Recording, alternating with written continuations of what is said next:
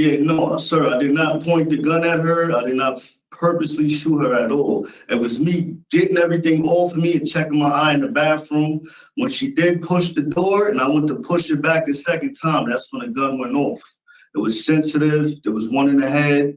And then, like I said, I was looking for the wound on her body. That's how all the blood got on my clothes. So somebody that purposely shoots somebody doesn't go there and check where the wound is at, and you know what I'm saying? And she did take the gun when I was like, yo, listen, tell my mom this and that and third. It was an ugly scene. I was crying. I was distraught. I didn't mean for that to happen. I really didn't. We are about to watch the parole hearing of a Brooklyn man, a New York Brooklyn man who rode his motorcycle 2 hours, invaded the woman's home who had a restraining order from him from an attack that he committed against her just 3 months prior. He then shoots her in her home, and somehow he is only given a 3-year sentence and up for parole after the first year. You can't make it up. I'll unpack it at the end. Akeim D, 440-215. This hearing is being conducted in consideration of parole application for Akeim D, inmate number 440215. He is serving a sentence of 10 years jail with 3 years to serve, followed by 3 years of probation for criminal possession of a pistol and violation of a protection order. As of today, records reflect the parole eligibility date of January 9th, 2025. There is victim input in this case. There is an offender accountability plan for the offender. It has been reviewed and shows that the offender is currently participating in DV, scheduled to end September 19th, 2024. Utilizing the statewide collaborative offender risk evaluation system, the offender's overall score falls within the moderate range of risk for recidivism. Mr. Sturkey, this is your opportunity to express to the board why you believe you should be granted parole. You may begin. Thank you. Hello and good morning to all. I hope everyone's day has been good so far. I would like to first acknowledge that my actions caused utter turmoil, darkness, and grief. My actions and poor choices broke the spirits of many people, and I take full accountability for all I have caused. My carelessness and inability to better harness my emotions put my ex-girlfriend turned victim and her family and friends into a dark place. I would like to sincerely and individually apologize to my victim, Shanice, her daughter, her mother, her father, and her brother.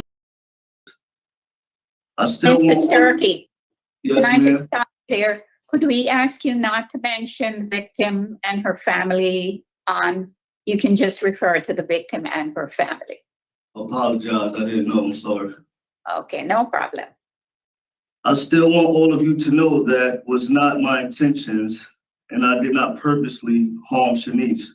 It was an accidental discharge. I'm well aware that this accident could have fully been prevented had I not had the firearm in the first place.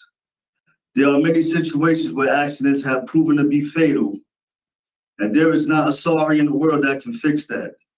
I want to again apologize for my actions and let everyone know that my past does not define my future. Alcohol has played a significant role in my poor choice making, so I did enroll in AA. There was a time where I thought AA couldn't help me, but the night I caught this case, I knew I needed it. I knew I had a problem because of how rational it made me. I literally left Brooklyn and rode all the way to Connecticut. AA showed me I wasn't alone, that people from all walks of life and different backgrounds share many things in common. That monkey would no longer ride my back. For the last year, I learned so much more about myself and got to look at myself from the eyes of others. I was a controlling, manipulative, abusive coward.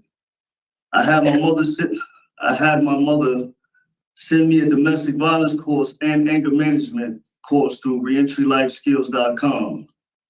Through many of the self-assessments, I was able to identify many root causes for my anger and why the alcohol became my best friend. I know that's not the person I'm going to continue to be as I develop cognitive awareness skills, knowing everything I decide to do is a choice. not because someone made me do it. I changed for the better.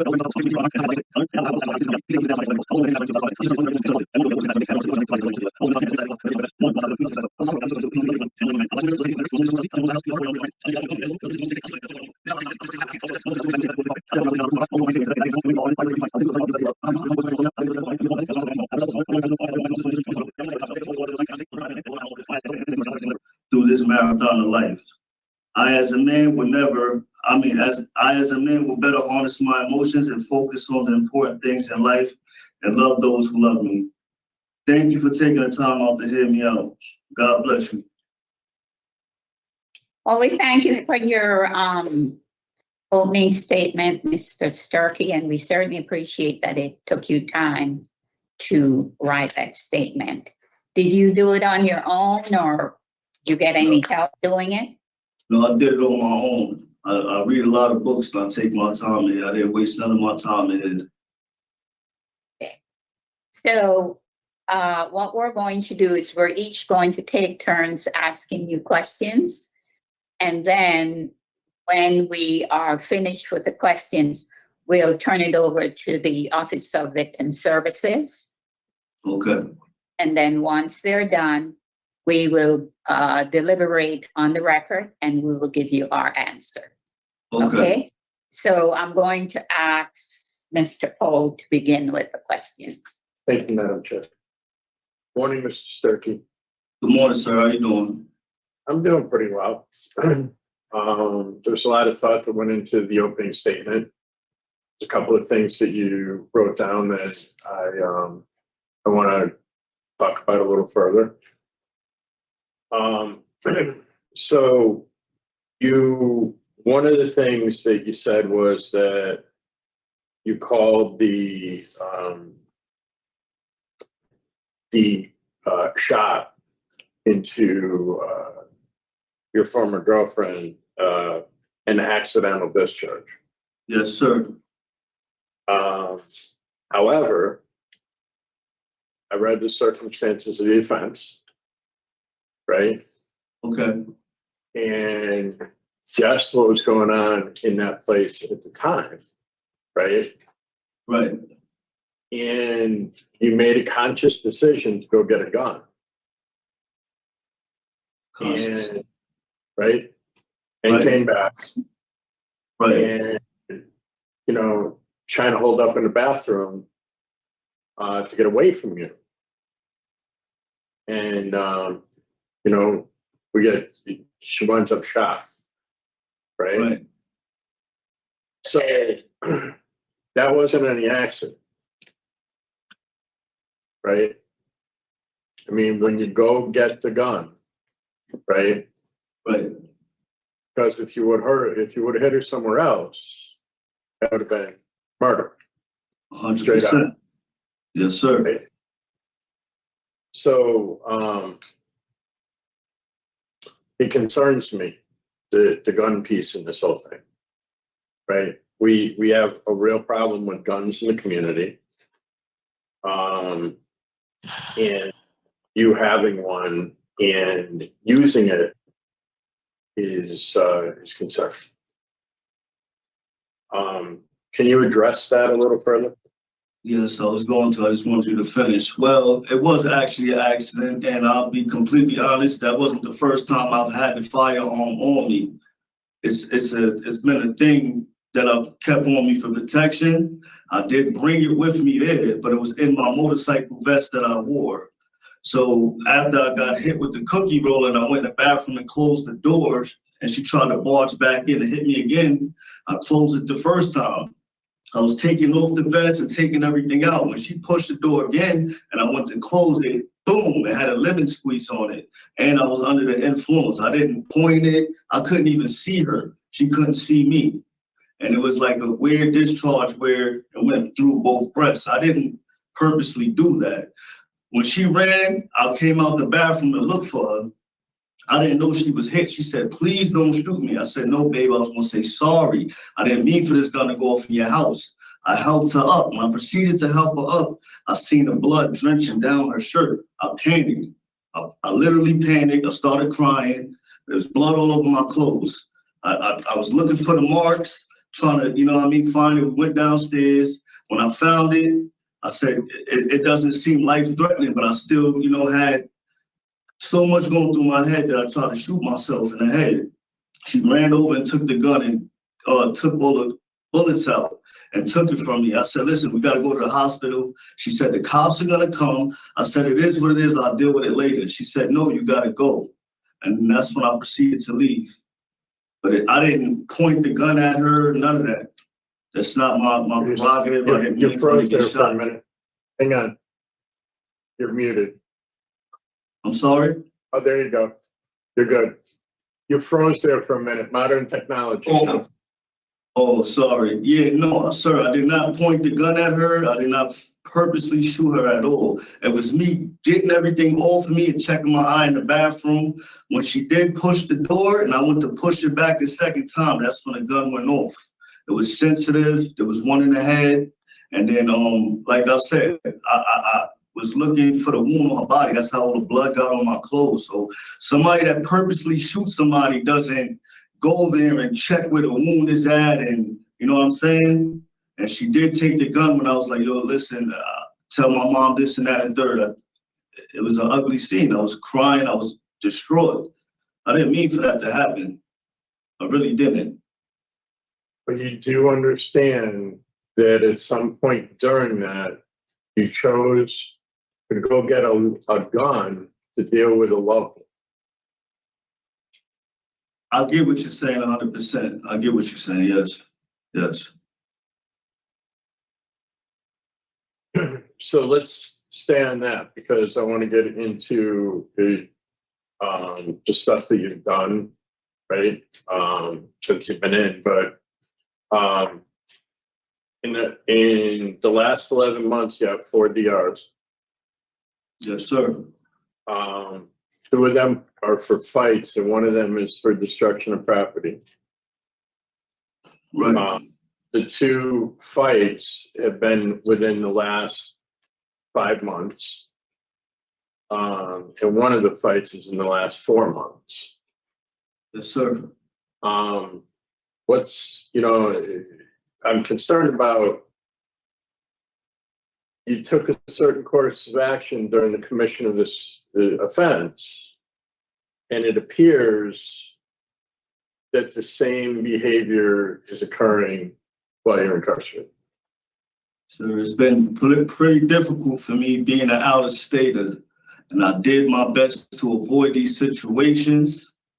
I did not want to fight. I was told, all right, don't go to sleep. I don't know what I was supposed to do.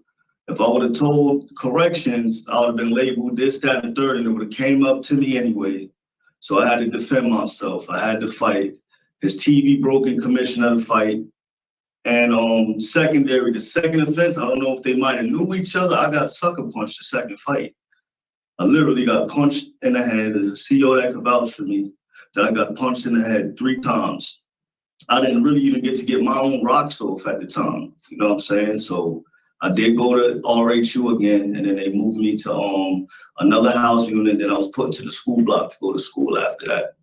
But, you know, I believe that maybe there could have been better, you know, preventive measures on my end too, if I would have, you know, just didn't let it get to me. But at the same time, what would have came of it if I was to lay down and go to sleep and got socked in the head with a lock in a sock, or, you know, just jumped on a pounce phone? I don't know what to expect from these individuals. I'm not from Connecticut. And it made me feel very weird to try to lay down and go to sleep next to somebody that's being aggressive. I spend all my time reading books I like that. There you go. Okay. So I speak. the light's on a dimmer. Okay. I literally spend time, and you know, whether it has something to do it or not, I read a lot of books as far as self-help for my own emotions and then bettering myself. But aside from that, I just stay in the real estate books and learn as much as I can so I can do what I want to do when I get to the world. But I don't involve myself in confrontation like that. I'm non-confrontational.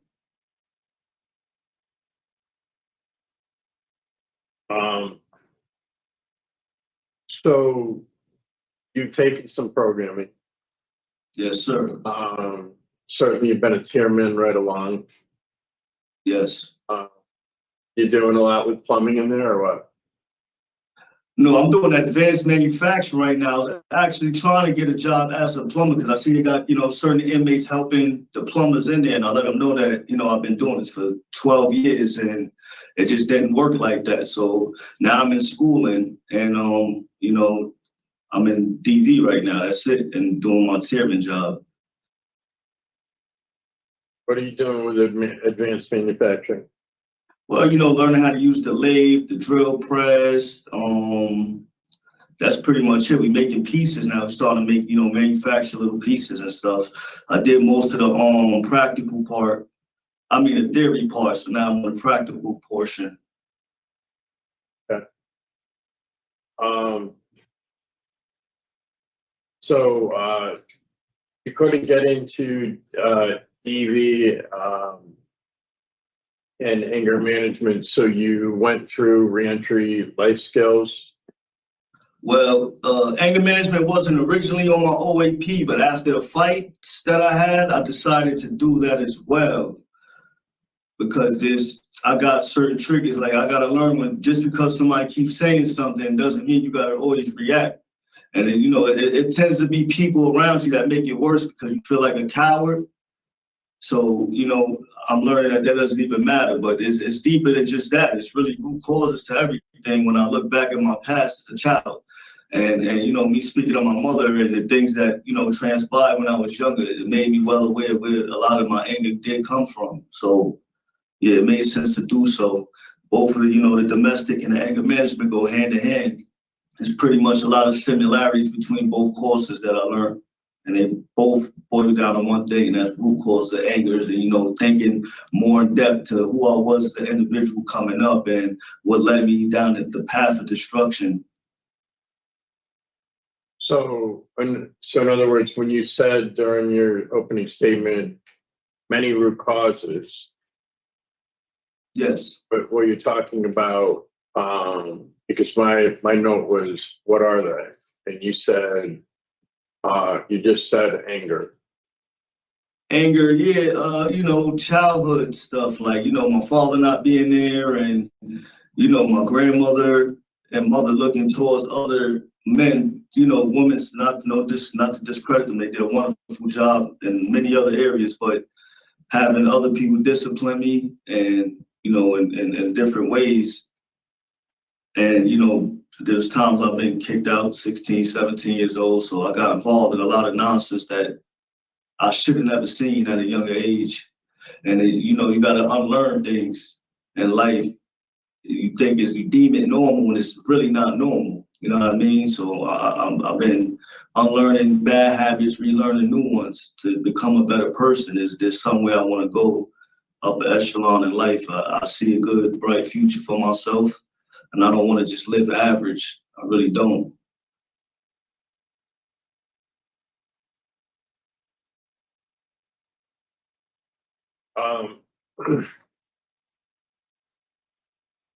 So the other thing is that you've taken DV through reentry and you're now in DV again. Yes, sir. One of the things that you had said while you were during your opening statement is that you've learned many things that will help you. I'm sorry. What you said was that you've learned many things that will help you.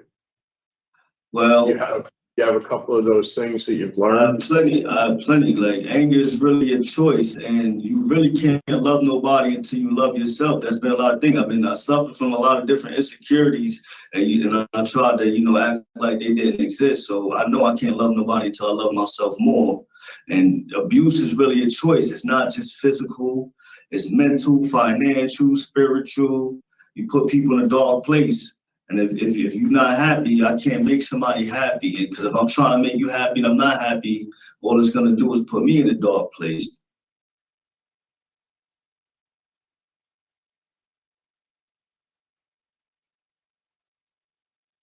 And, it should also show, I'm sorry. Oh, go ahead. It showed, another thing that also made me feel the way, I had an ex-girlfriend too at a time where I come to realize there was ways that I could have been harmful with her as well. And I noticed it had a lot to do with both of my girlfriends coming from two family households and me coming from a single family household. That played a lot. And they had these two, and the one that I did that I had my mom send in, it had two families, the healthy family tree and unhealthy family tree. And, it showed, signs of abuse on the other family tree, neglect, anger issues, alcoholism. Then you had the positive one, family gatherings, family reunions, gang nights. And yeah, it was an eye opener for me to let me know, like, yeah, I have to do a lot of work, a lot of leg work before I decide to jump into another relationship. You don't just do it because you think you changed. The work is never really done. You got to keep it going in order to become a better person.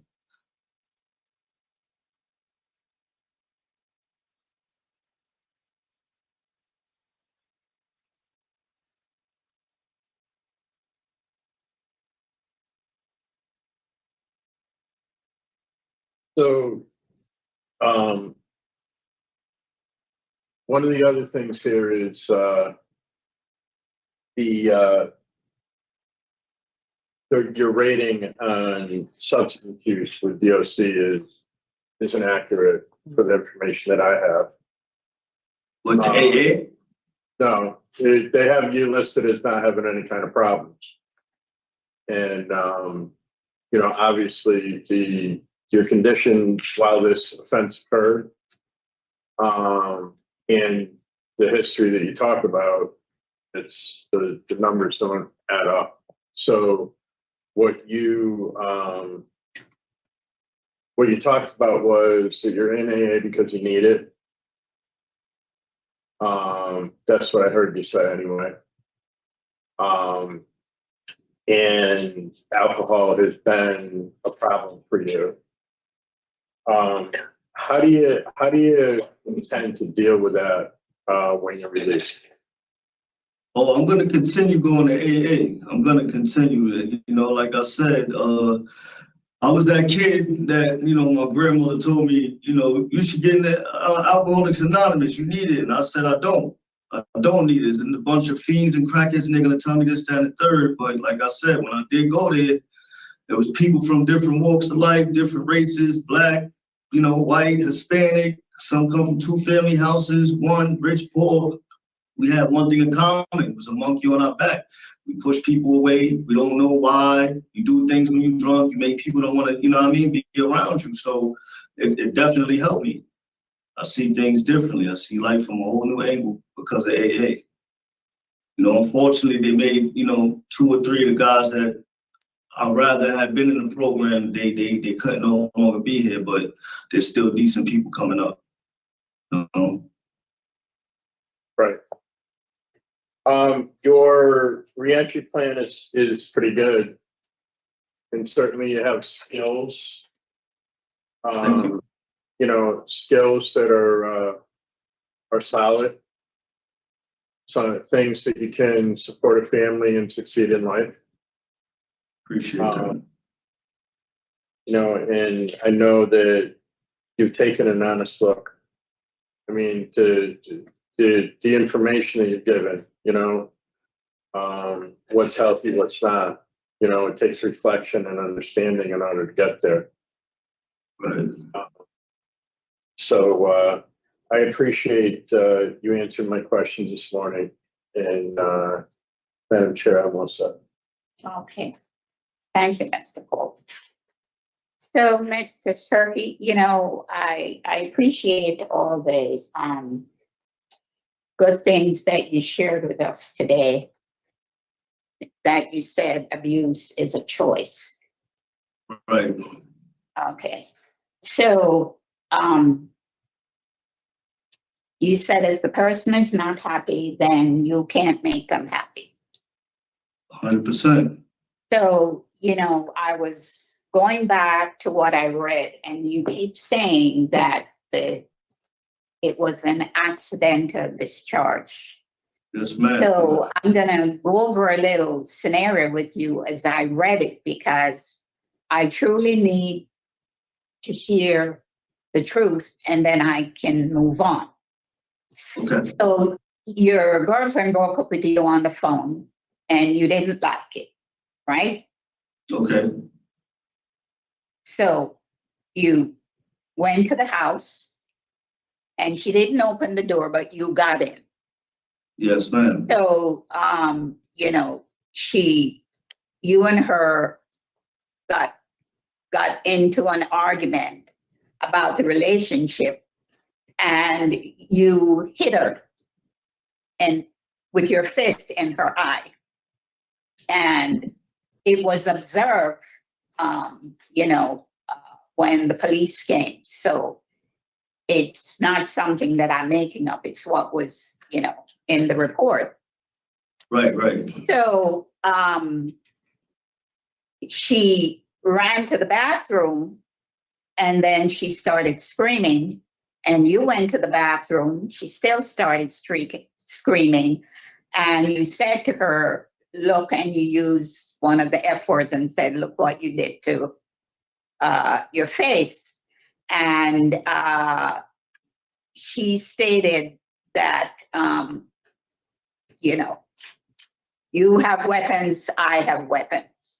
And anyway, I, as I was reading it and remembering what you just said, I realized that probably in a fit of anger, you went and got the weapon and said, you have weapon too. And so she, said she then heard this metal sound similar to a pistol, sort of a pistol rattling back and forth. So then she ran to the bathroom, and, you both wrestled because you tried to get in the bathroom with her. And then you put up the pistol barrel. And so I'm thinking, maybe in your fit of anger, it sounds to me like, you're being honest about the fact that it might have been an accidental discharge. But I think your facts leading up to it, was not accurate, and it did not reflect the true coming together of both of you when you were going at each other. Now, did I say anything there that was wrong? Well, I was doing in the bathroom. I was doing in the bathroom because I got hit now with the cookie roller. I didn't punch her, but I did grab her like this when I was talking to her. Then I let her go. That's when she cracked me with the cookie roller. I ran in the eye because I ran in the bathroom because I felt something pop in my eye. She was trying to barge in the bathroom. But on my defense, she did what she had to do as a mother.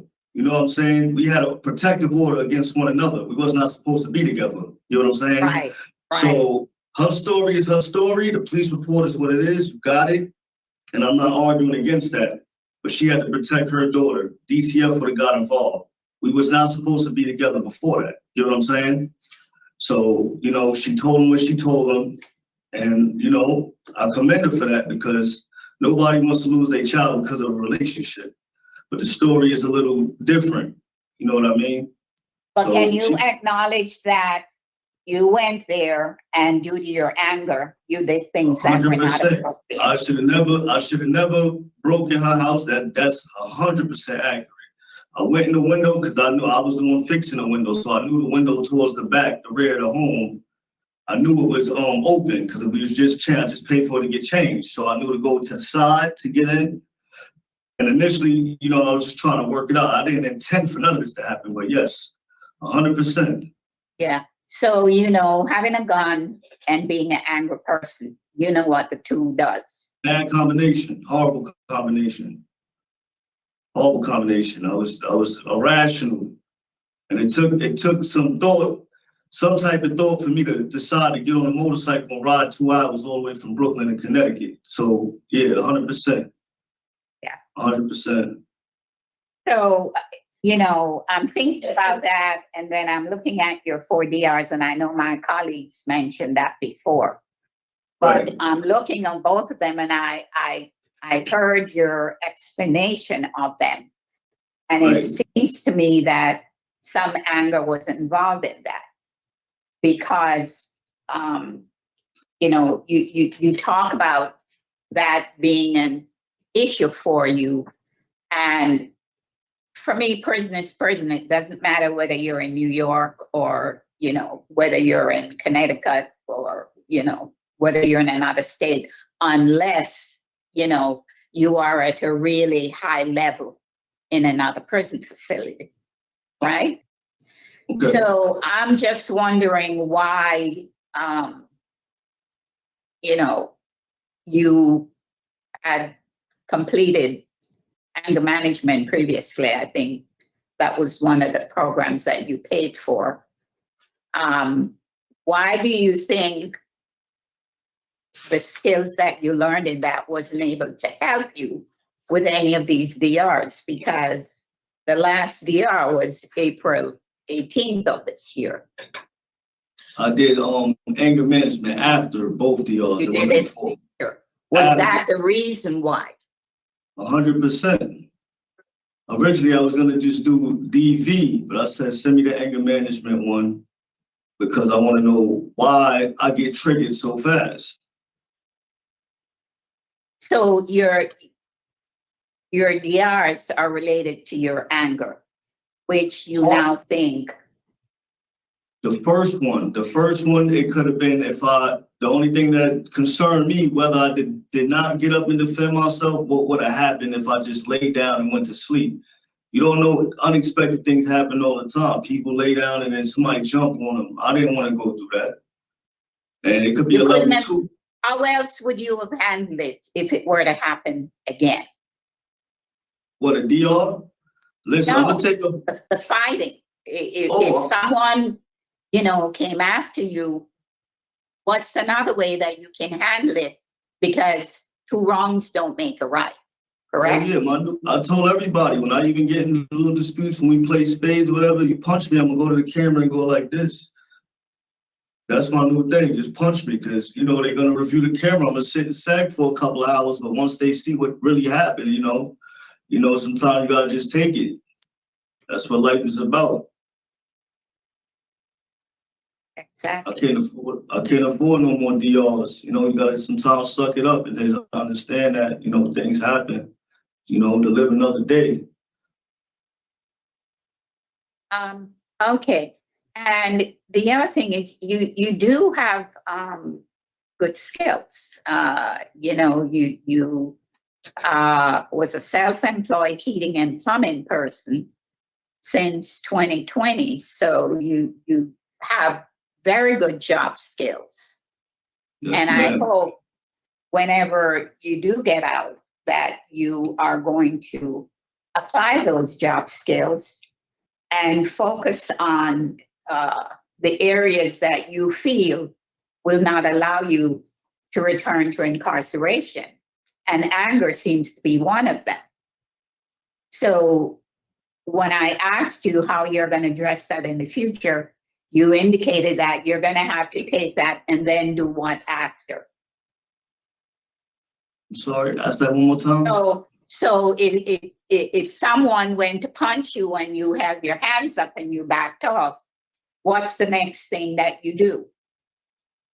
We just have to wait until authorities come. That's it. Okay. As long as they're So not that pulling would out. happen. That would happen during incarceration. What happens when you're in a community? How would you handle that? Community's a lot different from me. I try my best. I do my best to stay away from those type of situations. I don't even be around people too much. I'm more so in my work truck focused on getting to my clients. But work Mr. for- Starkey, that's not reality. So, you're a self-employed person. You're going to be constantly talking with people. Not everyone might be criminals, but some people still have issues with anger. So I'm saying to you, if you're out in the community and you're dealing with a customer who you that person might be angry. How would you handle that situation if that person said something to make you angry? Or, how people like to talk and, throw their hands around. How would you handle that? Me personally, I'm going to de-escalate it to the best of my ability. If that doesn't work, I'm going to just have to walk away. And then It's do not- what? Go about my business. Go about my business. It's that simple. I got a vehicle. I'll get to my vehicle, I drive off. It's a choice to sit there and argue with somebody and go back and forth. I don't have to do that. But what else should you do if the person follows you when you walk away? Oh, then that's a different story right there. We got to seek authority. Somebody, a higher power, to separate that person from me. If it's, just confrontational words to words, I don't have to deal with it. You following me now I got to pick up my phone. Okay. And call the authority. Yes. Okay. All right. So, well, thank you for answering my questions and good luck. Ms. Smith, Mary. Thank you, Madam Chair. I just have a couple of follow-up questions, Mr. Sturkey. So one of your charges is a violation of protective order. What was the charge? What was going on that had the protective order put in place? Well, once again, me and her relationship it had its good parts, but it had its toxic parts. So me and her was having a dispute. She proceeded to try to throw my, belongings out the windows. I pushed her, I hit her. She chopped me in my shoulder and chopped me in my head. So, and then, she ran. She went to my motorcycle and stabbed the tires out. So I called the police. And then, they locked us both up. Well, first they was looking for her, but I tried, not get her in trouble because she got a responsibility. And mortgage, she has a daughter. I didn't really want her in trouble, but the police came to the house and my blood was bleeding profusely from my head, shoulder, everywhere. And they couldn't find her. She was wherever she was at. And then, they were surrounding me and I went to pick the knife up to put it in the sink. And then they just attacked me. I didn't think of it because, anticipation, I got anxiety. And then they just, hey, and they cuffed me. So I got locked up for picking a knife up, put it in the sink. Both got locked up.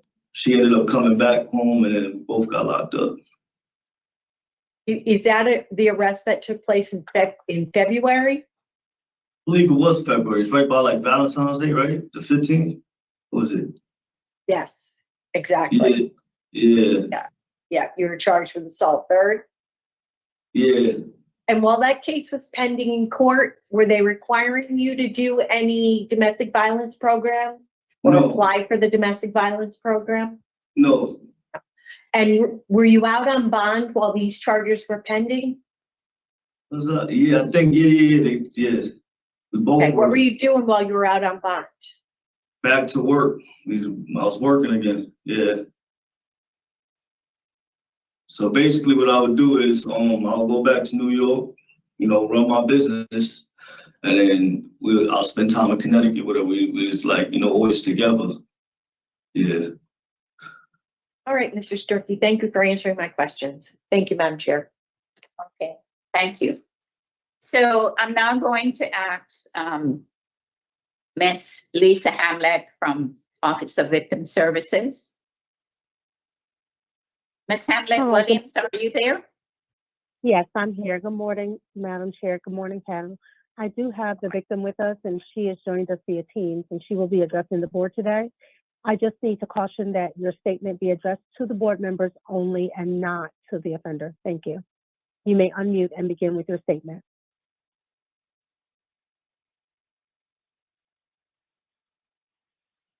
Are you able to read my statement? Or you would like me to read it? If you would like to read it, you can, or would you like for me to read it on your behalf? You can read it and then I'll answer questions because I expressed to you I'm just not too comfortable. Okay, I'll read it, but there won't be any questions, and I will read your statement. One moment.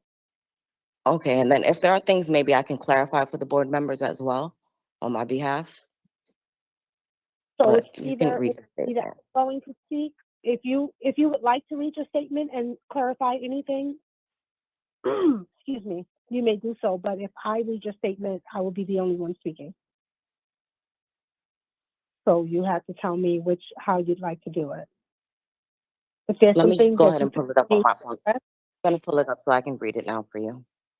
okay, and if there's some things you need to address to clarify, you can do so during your statement. Okay. Okay? Okay. One second. You Let may me just pull it begin. up. Take your time.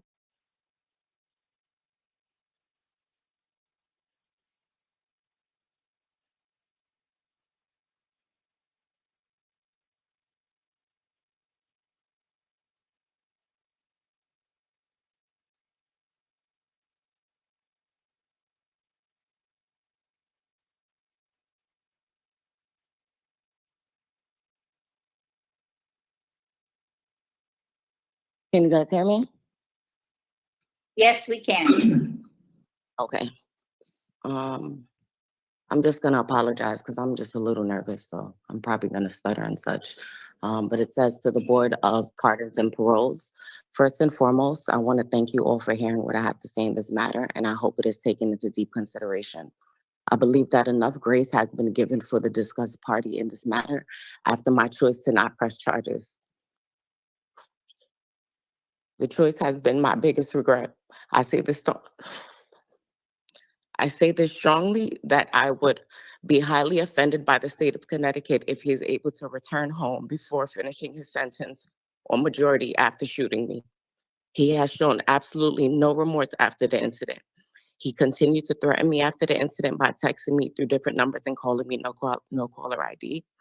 I reached out to the detectives on the case during the time of sentencing, expressing my fear he made me feel in regards to my safety. The threats and ill comments weren't only extended to me. He had said many ill things about my 10-year-old daughter as well. And I just want to say to you, the inmate, you call my daughter's name very strongly. And, you said a lot of things about my daughter. You said you wish she died. You said a lot of things about my daughter. So continuing, on May 14th, 2023, he sent me messages stating you should have died, which is after the shooting, amongst other things, which are things that I sent to the detectives, and I feel it was all overlooked. He will pretend and gaslight a room of people to attempt to prove he is apologetic, and he still is likely to see no faults in his actions. And that is exactly what you've been doing. You can speak very well, and I'll give Excuse you that. me. You've been doing that. I'm sorry to interrupt you, Madam, but Ms. Hamlet, could you remind the victim that she needs to address the board and not the Yes. offender? Yes, thank you. If you can just keep your statements directed to the board I and more apologize. I'll continue reading. yeah, more Yes. key statements instead of you. You know what I mean? You Okay. can speak about it, that's fine, but just third Okay. party. We're speaking to the So board he's about doing a very good job saying what he has to say to you guys. It sounds very well. He's doing a very good job. I do not believe he is apologetic. I know this individual, he has spoken on anger, and anger is going to continue to be a theme in his life. Since this incident, I have been diagnosed with PTSD and have felt negative effects ever since. There are many nights that I have nightmares thinking of all that he has done to me, and in every dream I am fighting for my life. Sadly, I'm still picking up the pieces of mess he caused in my life mentally, physically, and financially. Unfortunately, I have 2 nodules, but 4 travel wounds in totals that are on the entrance and exit wounds of the bullet that I now have to get checked every 6 months. The lingering dead feelings on of those spots on my chest will continue to be a constant reminder of the bullet being sent across my chest. He knew I ran a business in my home and would highlight that asset about me often, but took absolutely no care in the world, causing destruction in my home, oftentimes popping up unannounced and not welcomed. I don't want that fear prevalent in my life if he is granted early parole. Being shot in my home placed a standstill for my business as a full-time entrepreneur for well over a year since the incident. I am now just finally getting my groove back while making a career change because he drove me to lose my mind and passion away from what I love, which is doing here. He shot me in my house, and if you all saw the crime photos, there was blood everywhere, including in my salon.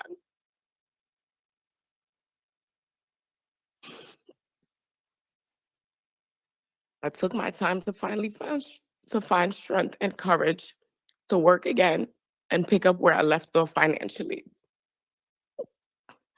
I've blown through my savings and ran on my credit card debt while trying to maintain my home and take care of my child after what he did. And a year is nowhere near enough time for me because I was in a dark place mentally and could barely be a mom for more than a year. And I'm still struggling. I want the BOPP to know that I don't wish him any harm and have always stressed he takes the times to see things clearly and make better choices. I do see that he is saying that he's taking classes and that is good for him. And, unfortunately, he finds a way to find fault in others, has always blamed me for being the reason he shot me. And I'm almost certain he feels the same still. The best way I can share this to you all is by expressing it. I will be scared on my mind if he is released early. I knew not pressing charges and being blinded by emotions was the worst mistake, but have been working to mentally prepare that he will do close to 3 years before learning he is out. I received a message from someone stating, "Hey, I have a message for you. I love you and I miss you. I hope we can work things out." And I believe it in my heart it is him. I hope you can all agree that me nearly losing my life in my home where my daughter was sleeping at the time should not be taken lightly.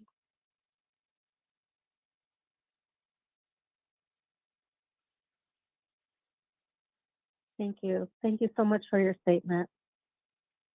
No problem. You can mute and continue to listen. Thank you so much. Thank you, Pam. Okay. Thank you, Ms. Hamlet. We are now going to deliberate on the record. Mr. Paul. Thank you, Madam Chair. And I'd like to thank the victim for input in this case. I think it's important to hear what's going on.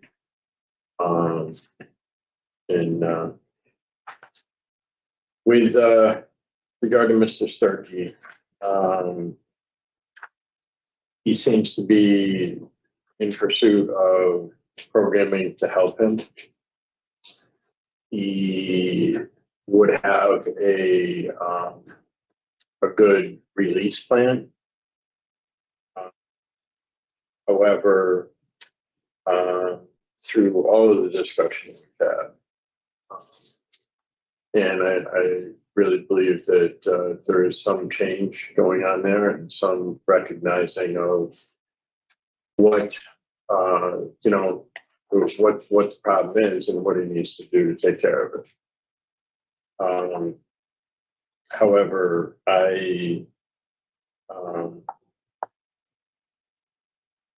we're dealing with criminal possession of a pistol and violation of protective order. And that's definitely not all that happened yet. Public safety, right? And it's incredibly important that part of sentencing is making sure that punishment is given that's adequate to what's here.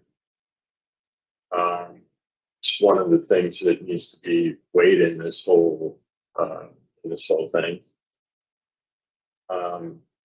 And after hearing the victim and the impact that she still continues to have today,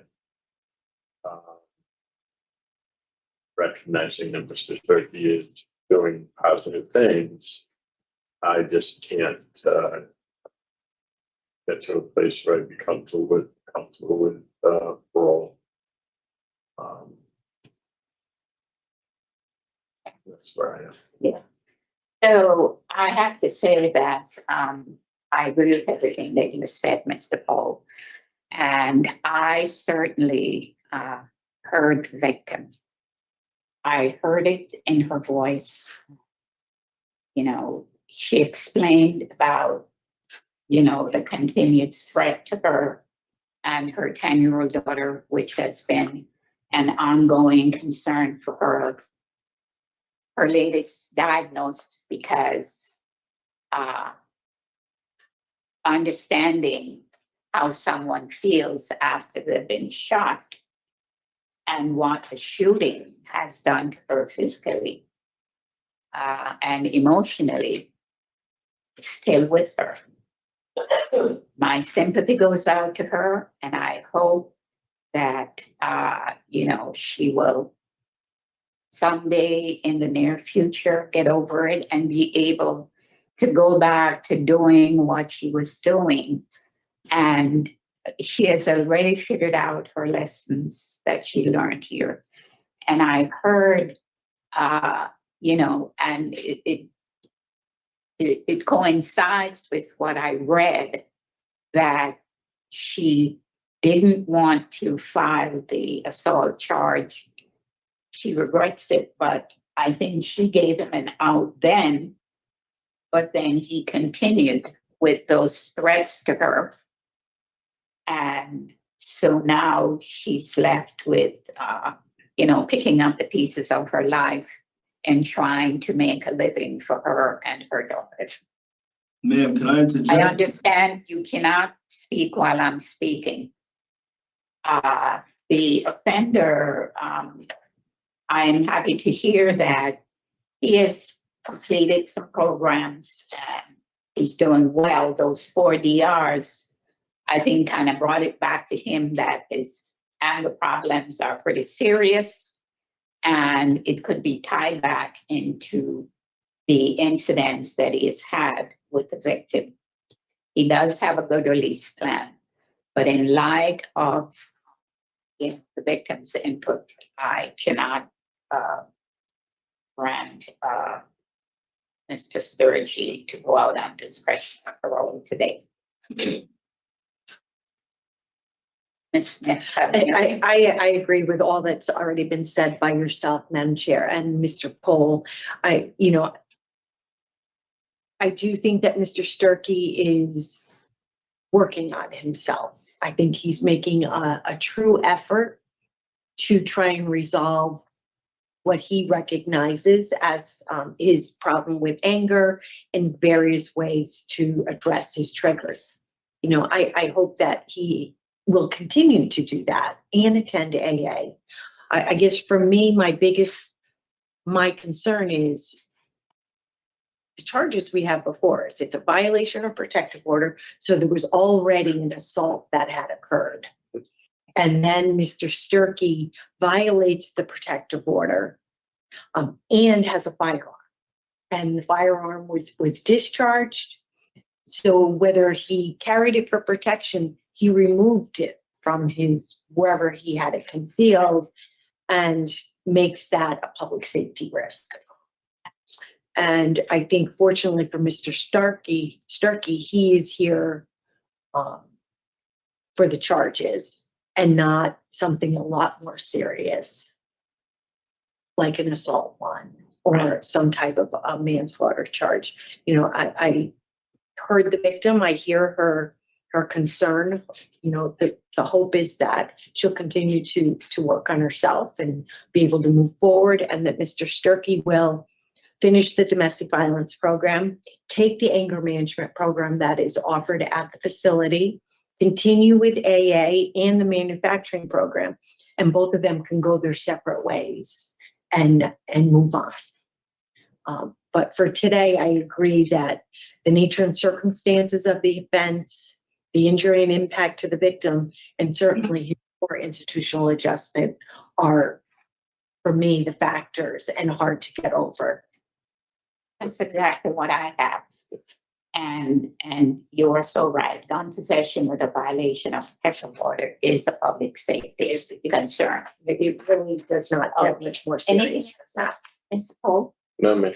Okay. In the case of Akeim Sturkey, inmate number 440215, there is a motion to deny request for discretionary parole for these reasons: nature and circumstances of the current offense, injury and impact to the victim and victim's family, and poor institutional adjustment. Do I have a second? All those in favor say aye. Aye. Motion carries. Mr. Sturkey, please continue on the path that you're on, and we wish you the best of luck. I still can't say something though. I just wanted to add, I don't change how I feel. I wish you the best. But No, at no, the same, Mr. Turkey, you cannot speak. I'm not to gonna address the person. I'm addressing y'all, but I didn't bring it up just because, I want to take my accountability for who I was as an individual.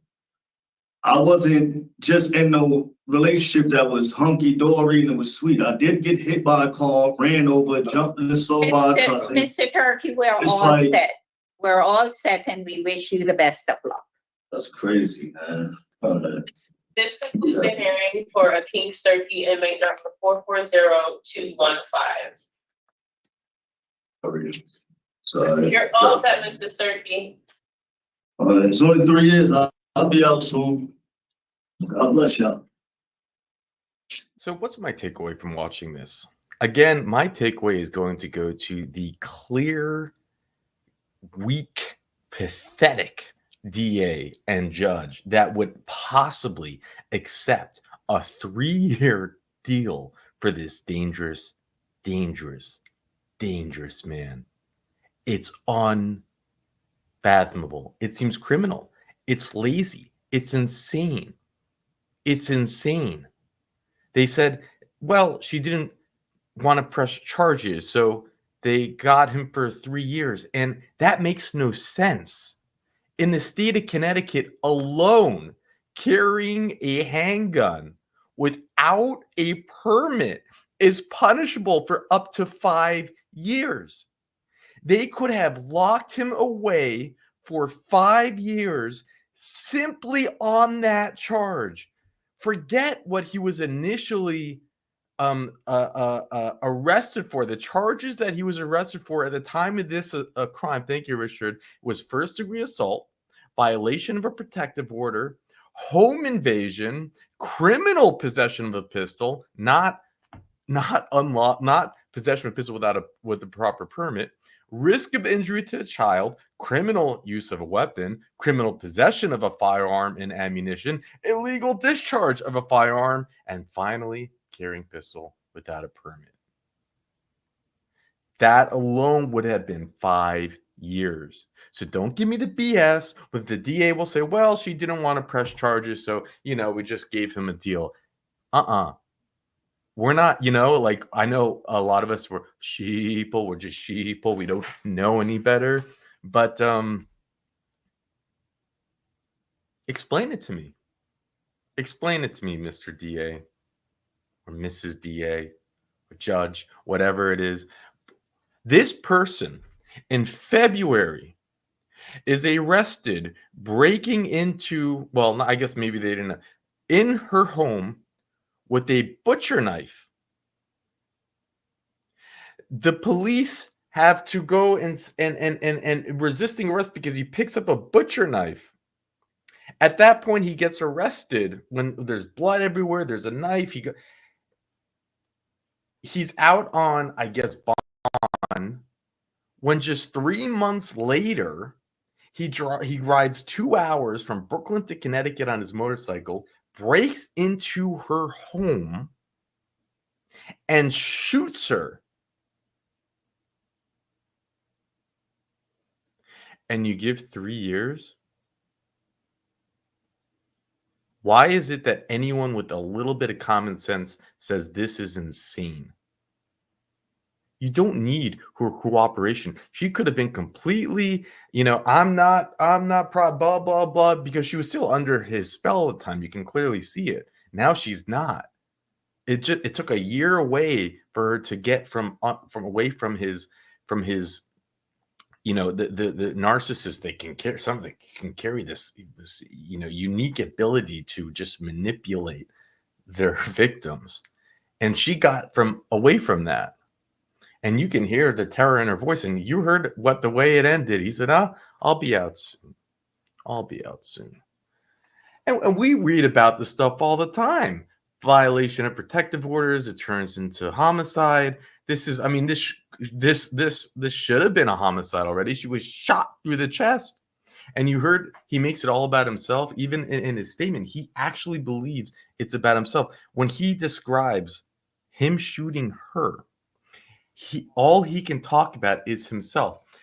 I couldn't believe what I had done. I was going to end it for myself. She had to save me. She took the bullets out of the gun. I was telling her what to tell my mother. And it's like, holy cow, he's gaslighting at his parole hearing. He still believes, he's still making, I didn't mean to pull the trigger. You know, these people who do that, they all have the same gun that somehow shoots by itself.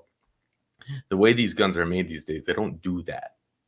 You know, I don't know what he had, blah, blah, blah, but no, okay.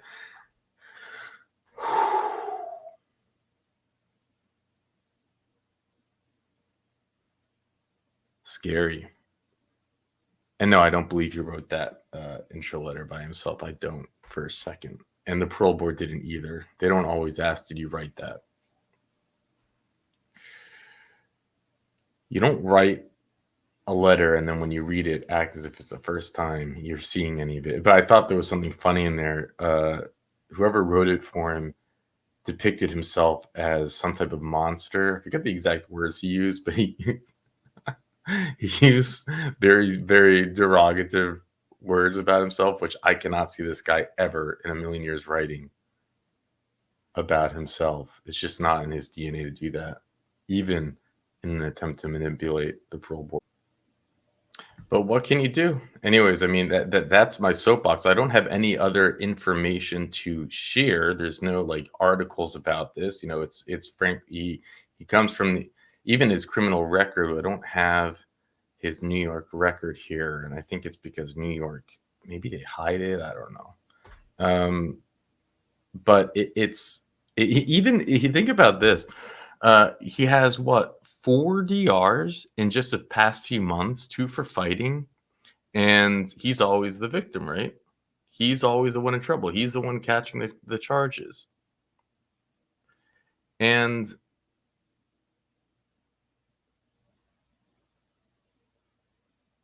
it's and you know, in Louisiana, you wouldn't even be able to get up for parole if you have a 1 DR within 12 months. And here he is with 4 getting up for a parole hearing. What can you do? I mean, this is part of why we do this. We come out to show how flawed the system is, because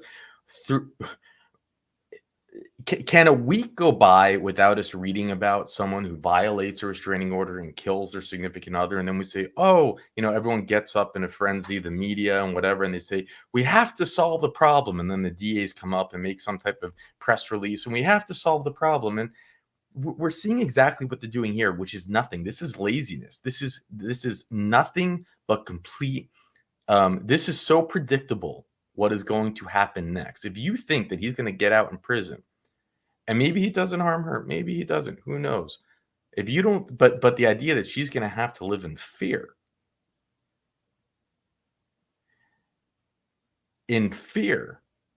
because they can't protect her. But to think that then he won't go out and hurt someone else, it's insanity. It's insane. And they could have gotten him locked up for 5 years simply for the gun charge. They could, I mean, and this isn't about being just punitive, about only punishing. It's about protection. It's about protecting society from those who want to harm others. And there's no rational explanation that I can hear of where a DA would just say, you know what, let's just give some type of little small sentence, which was, you know, it's a joke sentence. He was only arrested on 5/17/2022.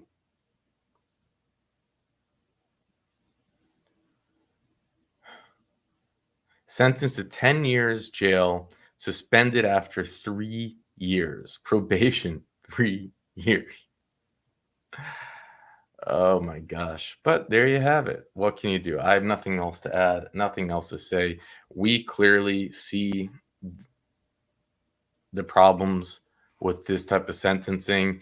And, you know, I think it's safe to say that it's safe to predict that we are covering of these parole hearings, there's going to be someone that does something that then the media is going to be able to come back and look at these parole hearings, and they're going to, you know, and the public is going to see it and they're going to say, oh my God, like this is totally predictable. This is, this is, of course, this was going to happen. Of course, someone was going to lose their life. And again, this is part of only with this type of awareness can maybe there can be some kind of a change. I don't know. Anyways, thank you, Richard, for the info. And with that, I'll let you go. I believe that enough grace has been given for the discussed party in this matter after my choice to not press charges. The choice has been my biggest regret. I say this strongly that I would be highly offended by the state of Connecticut if he is able to return home before finishing his sentence or majority after shooting me. He has shown absolutely no remorse after the incident. He continued to threaten me after the incident by texting me through different numbers and calling me no caller ID. I reached out to the detectives on the case during the time of sentencing, expressing my fear he made me feel in regards to my safety. The threats and ill comments weren't only extended to me. He had said many ill things about my 10-year-old daughter as well.